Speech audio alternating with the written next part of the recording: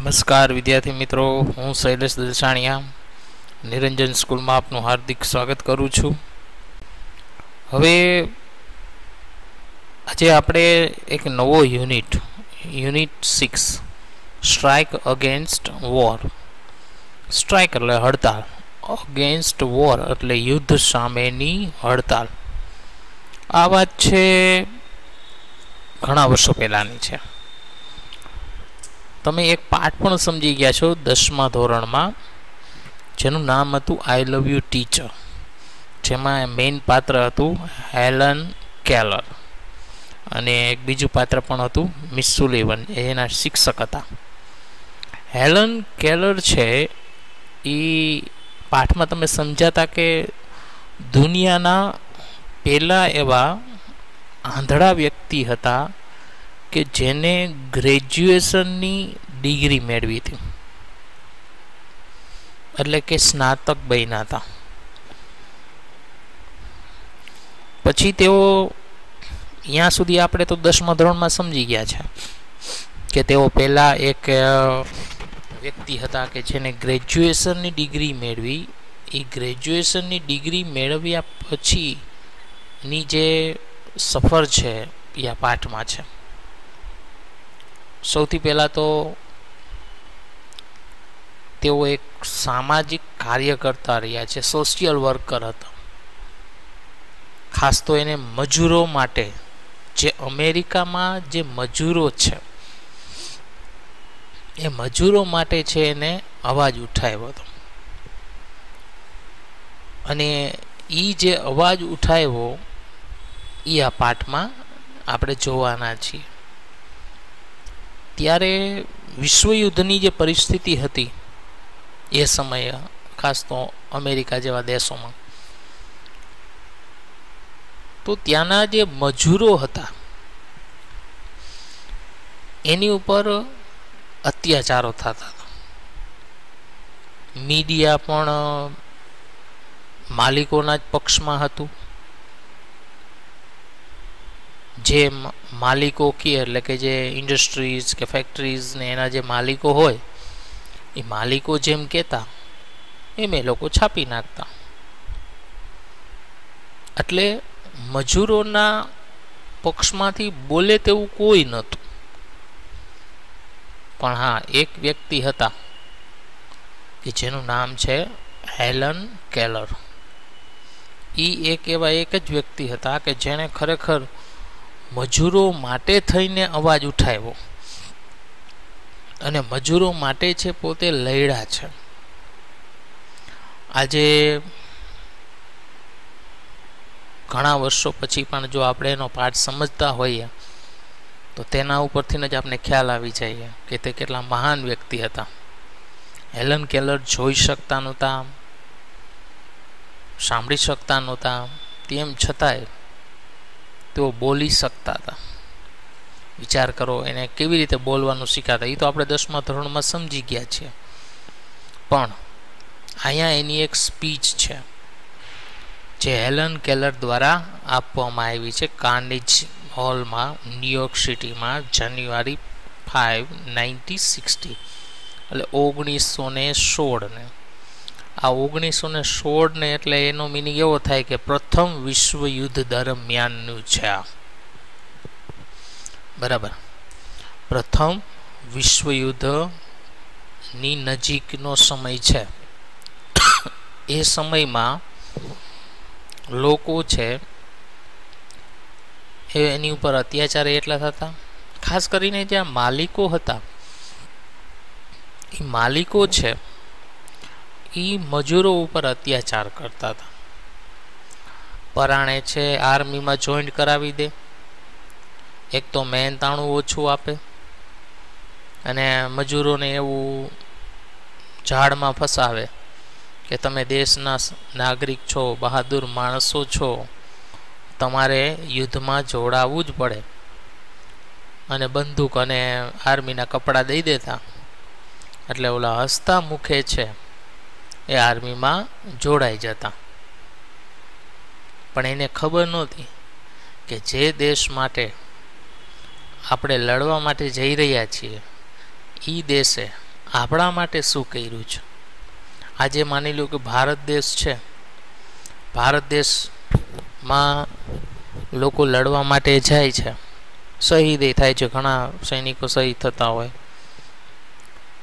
પણ એ શહીદ થાય છે શેના માટે? દેશ માટે થાય છે. દેશ એને સન્માન આપે છે.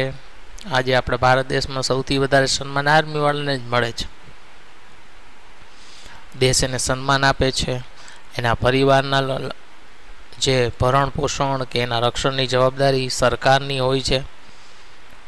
કોઈ સૈનિક શહીદ થઈ જાય તો એને વળતર પણ આપવામાં આવે છે.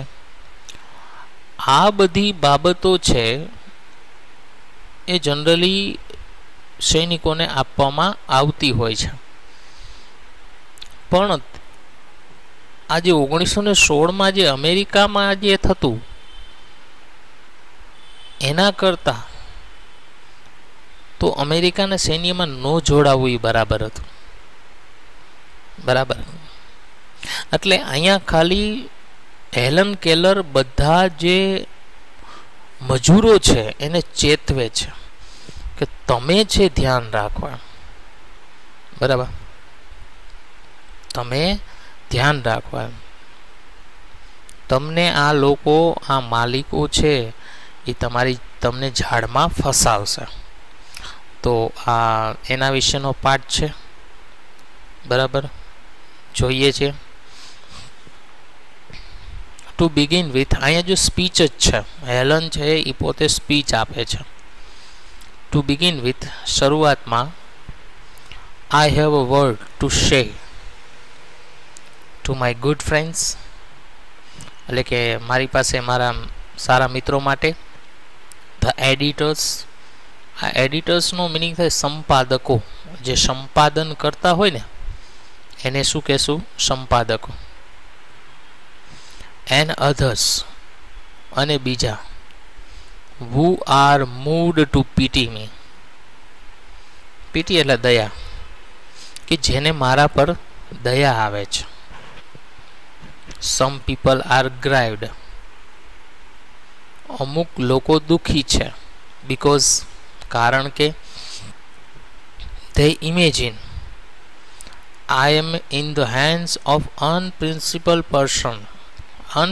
જો પ્રિન્સિપલ એટલે સૈદ્ધાંતિક થાય, અને અનપ્રિન્સિપલ્ડ નો મિનિંગ શું થાય?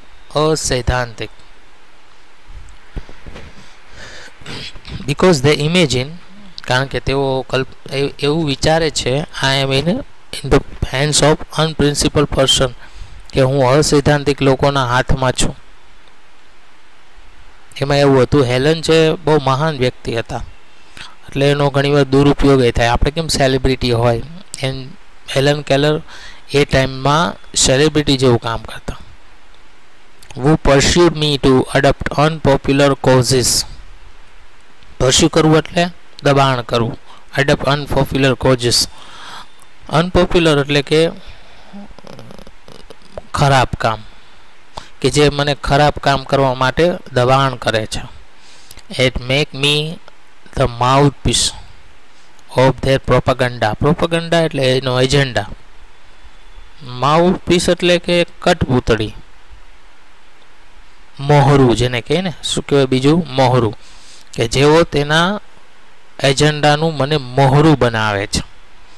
અને આ સાચી વાત છે. ત્યારે એ ટાઈમમાં હેલન કેલરને મોહરા તરીકે પણ ઉપયોગ કરતા, પણ હેલન કેલર છે સહમત થતા નહીં. કારણ કે હેલન કેલર છે શું માનવાવાળા વ્યક્તિ હતા?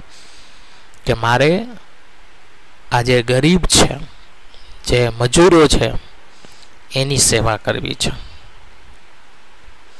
નાવ let it be understand once, ચાલો હવે આપણે એને સમજાવ્યું. For all that I do not want their pity, કે આ બધામાંથી મારે તેઓની દયાની જરૂર નથી. આમ આજે મોટા જે લોકો છે, પૈસાદાર લોકો છે, એની દયાની જરૂર મારે નથી. I would not change place with one of them. Change place કરવું એટલે જગ્યા બદલવી અથવા સ્થાન બદલવું. આઈ વુડ નોટ ચેન્જ, કે હું તેઓના સ્થાન બદલીશ નહીં. I know what I am talking about. હું જાણું છું કે હું શું બોલી રહી છું, અથવા હું શેના વિશે બોલી રહી છું. કારણ કે ઘણા લોકોને શું સ્ટેજ મળે એટલે મન ફાવે એ બોલે, પણ અહીંયા છે હેલન છે, એને ખબર હતી કે હું શું બોલી રહી છું. My sources of information are as good. Sources એટલે શું થાય? સ્ત્રોત. ઓફ ઇન્ફોર્મેશન, ઇન્ફોર્મેશન એટલે શું થાય? માહિતી. આર એઝ ગુડ, કે મારો માહિતીનો સ્ત્રોત છે એ સારો છે, and reliable as anybody else. રિલાયબલનો મિનિંગ શું થાય? ભરોસાપાત્ર. એનીબડી એલ્સિસ એટલે કોઈ પણ વ્યક્તિ માટે, અને કોઈ પણ વ્યક્તિ માટે છે તે ભરોસાપાત્ર છે. એટલે કે જે એની પાસે જે માહિતી હતી એ ચોક્કસ હતી, આપણે કે પુખ્તા માહિતી હતી, અને સબૂત હતા એની પાસે કે આ લોકો છે આ ગરીબ લોકોને ભરમાવે છે, એને ઝાડમાં ફસાવે છે, આ જે મજૂરો છે એને ઝાડમાં ફસાવે છે. I have papers. I have papers. મારી પાસે કાગળો છે. And magazines from England, France, Germany and Austria. જો આ ઓસ્ટ્રિયા, જો ઓસ્ટ્રેલિયા નથી, કે મારી પાસે ઇંગ્લેન્ડ, જર્મની, ફ્રાન્સ અને ઓસ્ટ્રિયાના છાપાઓ અને મેગેઝીન છે. that I can read myself, જે હું મારી જાતે વાંચી શકું છું. કારણ કે હેલન વાંચી પણ શકતા હતા, એ તો આપણે 10મા ધોરણમાં સમજી ગયા છે. Not all the editors I have met can do that. Not all the editors. Editors એટલે શું થાય? સંપાદકો. Not all the editors I have met can do that. કે જે હું સંપાદકોને મળી છું તે આ બધા કરી શકતા નથી. Quite a number of them have to take their French and German second hand. તેમાંથી બહુ ઓછા જે એક બાજુ ફ્રાન્સ અને બીજી બાજુ જર્મન વાંચી શકે છે. જોજો હેલનની ઘણી બધી ભાષાઓ આવડતી હતી, ખબર છે ને, આપણે 10મા ધોરણમાં શીખી ગયા છે. જર્મન ભાષા શીખાતા, બરાબર. એને ફ્રેન્ચ પણ આવડતી હતી, જે ફ્રેન્ચ ભાષા છે. No, I will not depreciate the editors. Depreciate કરવું એટલે નિરુત્સાહી કરવું, કે નહીં, હું આ સંપાદકોને નિરુત્સાહી નહીં કરું. They are an overwork. Overwork કરવું એટલે વધુ પડતું કામ કરવું. તેઓ વધુ પડતું કામ કરે છે. એન્ડ મિસઅન્ડરસ્ટુડ ક્લાસ, અને તે ગેરસમજવાળો વર્ગ છે. ક્લાસ એટલે શું થાય? વર્ગ. લેટ ધેમ રિમેમ્બર. ચાલો આપણે તેને યાદ કરાવીએ. Though that if I cannot see the fire at the end of the cigarette, કે જો હું સિગારેટના અંતે, ફાયર એટલે આગ અથવા તણખું, કે જો હું સિગારેટના અંતે આ તણખાને જોઈ શકતી નથી. Neither can they thread a needle in the dark. Needle એટલે સોય, થ્રેડ એટલે દોરો. તો તે અંધારામાં સોયમાં દોરો પણ પોરવી શકતા નથી. એનો કહેવાનો અર્થ એ હતો કે ભલે હું ન જોઈ શકતી હોય, પણ તે અંધારામાં સોયમાં દોરો પણ, એટલે કે એટલું બધું એ કામ કરી શકવાના નથી આપણાથી છુપાઈને. હા, બરાબર. આપને જોજો, સરકાર ગમે એ ગવર્મેન્ટ હશે કે સરકાર હશે, કદાચ આપણને પ્રજાને અંધારામાં રાખીને ઘણા કામ થતા હોય છે, પણ અમુક તો ઉજાગર થઈ જ જાય, અમુક તો બહાર આવી જ જાય. બરાબર. ઓલ આઈ આસ્ક જેન્ટલમેન, કે હું આ શ્રીમાનો પાસે એટલું માગું છું, is a fair field. Fair field એટલે કે યોગ્ય ક્ષેત્ર, એન્ડ નો ફેવર, અને કોઈ પક્ષપાત નહીં. કે હું આ શ્રીમાનો પાસે એટલી માંગણી કરું કે દરેક ક્ષેત્ર છે એ યોગ્ય અને પક્ષપાત વગરનું હોય. ગમે એ ક્ષેત્ર, એમ કોઈનો પક્ષપાત ન હોવો જોઈએ. ખાસ કરીને અત્યારના સમયમાં તમે અત્યારની સ્થિતિ તમે જુઓ ને તો છાપાઓવાળા, મેગેઝિનવાળા, તમે જોજો એમાં મોસ્ટ ઓફ છે બધા પક્ષપાત કરતા હોય. અમુક ન્યૂઝ ચેનલ છે અલગ બતાવતું હોય, એક અમુક ન્યૂઝ ચેનલ અલગ બતાવતું હોય. ન્યૂઝ એક જ હોય પણ એનો એજન્ડા છે અલગ અલગ હોય છે. I have entered the fight against the preparedness. preparedness એટલે શું થાય? પૂર્વ તૈયારી. કે હું આ પૂર્વ તૈયારીઓ સામે લડવામાં પ્રવેશી છું. and against the whole economic system under which we live. અને બધી જ આર્થિક પદ્ધતિઓ સામે કે જેની નીચે આપણે રહીએ છીએ. It is to be fight to the finish. કે આ લડાઈ આર પારની છે. And I ask no quarter. Quarter કરવું એટલે એમાં હું થોડું કંઈ ચલાવીશ નહીં. આગળ જોઈએ. All the machinery of the system has been set in motion. Motion એટલે ગતિમાન. કે બધા યંત્રો છે એ ગતિમાન રીતે સ્થપાયા છે. above the complaint and din of protest. above એટલે ઉપર, કમ્પ્લેન્ટ એટલે મીનિંગ સાહેબ ફરિયાદો, and dean of protest. Dean એટલે અવાજ, પ્રોટેસ્ટ એટલે અને વિરોધનો અવાજ, ફ્રોમ ધ વર્કર્સ એટલે કામદારોની ફરિયાદો અને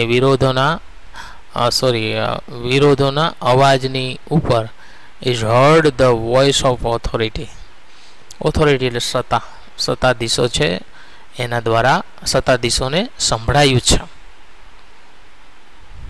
ફ્રેન્ડ્સ, મિત્રો, ઇટ સેઝ તે કહે છે, ફેલો વર્કમેન એટલે કામદારો, પેટ્રોઇટ્સ અને પેટ્રોઇટ્સ કહેવાય. પેટ્રોઇટ્સનો મિનિંગ થાય દેશભક્તો. Your country is in danger. જો આવું બધું કહે, આ કોની ભાષા છે? તો કે માલિકોની. આ જે કારખાનાના જે માલિકો હોય આ પ્રકારની ભાષાનો ઉપયોગ કરે અને ખોટે ખોટા ઝાડમાં ફસાવે. શું વાત કરે? તો કે ફેલો વર્કમેન, કામદારો, પેટ્રોઇટ્સ, દેશભક્તો. Your country is in danger. કે તમારો દેશ છે ખતરામાં છે. There are foes on all the sides, on all sides of us. કે આપણી ચારે તરફ, ઓલ સાઇડ્સ એટલે શું થાય? ચારે તરફ. કે ચારે તરફ દુશ્મનો આવેલા છે. ફોઝ એટલે શું થાય? દુશ્મનો. There is nothing between us and our enemies. કે આપણી અને આપણા દુશ્મનોની વચ્ચે કોઈ નથી, accept the Pacific ocean and Atlantic ocean. Pacific સમુદ્ર અને એટલાન્ટિક સમુદ્ર સિવાય આપણા વચ્ચે કોઈ નથી. એમ મીન્સ કે દુશ્મનો છે ચારે તરફ, વચ્ચે સમુદ્ર છે. ત્યારે તો વિશ્વયુદ્ધની પરિસ્થિતિ હતી. Look at what has happen to Belgium. જુઓ બેલ્જિયમનું શું થયું. Considering the fate of Serbia, considering કરવું એટલે ધ્યાનમાં લેવું, ફેટ ઓફ સર્બિયા, અને સર્બિયાના ભવિષ્યને ધ્યાનમાં લેતા. Will you murmur about low wages, murmur કરવું એટલે બબડ, લો વેજીસ એટલે ઓછા પગાર. When your country and your very liberties are in danger, liberty એટલે આઝાદી, કે શું તમે ઓછા પગાર માટે બબડશો કે જ્યારે તમારો દેશ, તમારી આઝાદી ખતરામાં હોય? આવું કોણ બોલે? માલિકો બોલે છે. કારખાનાના જે માલિકો છે એ આ પ્રકારની ભાષા વાપરે. એટલે આમાં શું થાય કે મજૂરો છે એ શું થઈ જાય? ઉશ્કેરાય છે, વધુ ને વધુ ઉશ્કેરાશે અને યુદ્ધમાં જોડાઈ જશે. What are the miseries you endure compared to the humiliation of having victorious German army shell up in the East rivers?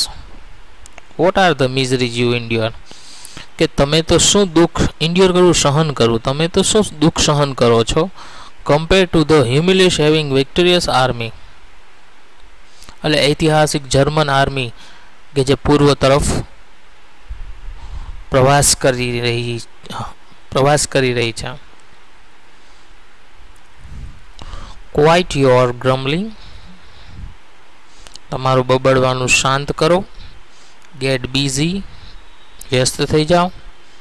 And prepare to defend your fire sides, અને તમારા દેશની સરહદોનું રક્ષણ કરો.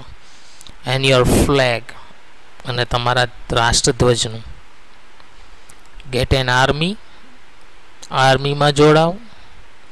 ગેટ અ નેવી, નેવીમાં જોડાઓ. બી ready to meet the ઇન્વેડર્સ, અને બહાદુરોને મળવા માટે તૈયાર થઈ જાઓ, દુશ્મનોને મળવા માટે તૈયાર થઈ જાઓ. Like the loyal hearted free men you are, એક તમે આઝાદ વફાદાર સૈન્ય હોય અથવા વફાદાર માણસ હોય એ રીતે તેની સામે મળવા માટે તૈયાર થઈ જાઓ.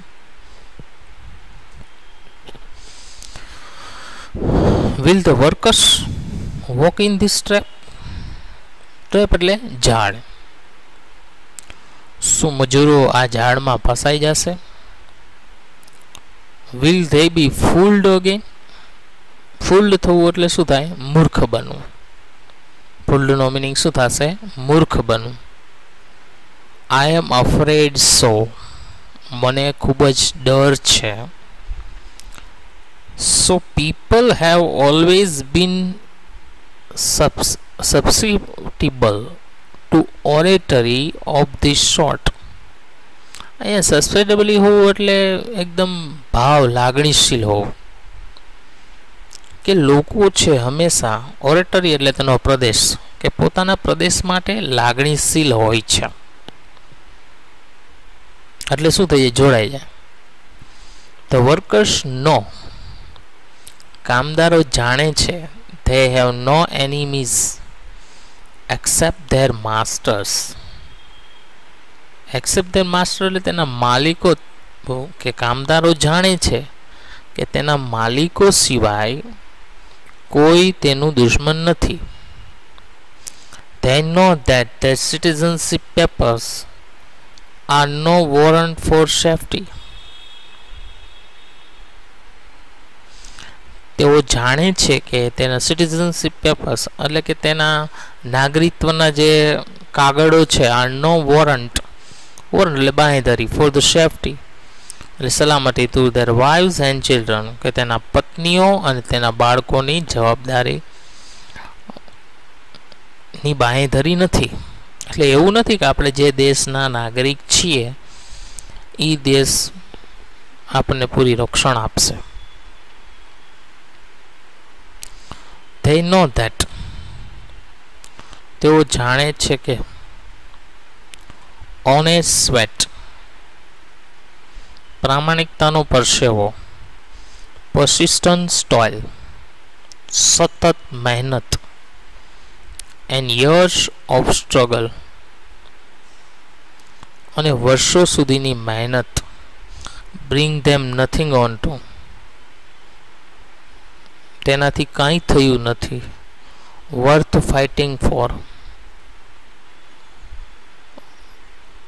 અને આ જે લડાઈ જે લડ્યા, yet deep down in their foolish heart, તેમ છતાં તેના હજુ મૂર્ખ હૃદયમાં ધે બિલીવ ધે, તેઓ માને કે ધે કન્ટ્રી, તેઓ એક દેશ છે, on blind vanity of slaves, અને આ તો એક આંધળી ગુલામી છે. વેનિટી ઓફ સ્લેવ્સનો મિનિંગ શું થાય? અંધ ગુલામી, જેને આપણે કહીએ ને. તો મિત્રો, અહીંયા આપણો લેક્ચર પૂરો થાય છે. અહીંયા સુધી રાખીએ છીએ. Thank you. નેક્સ્ટ લેક્ચરમાં નેક્સ્ટ પેરેગ્રાફ આપણે સમજીશું.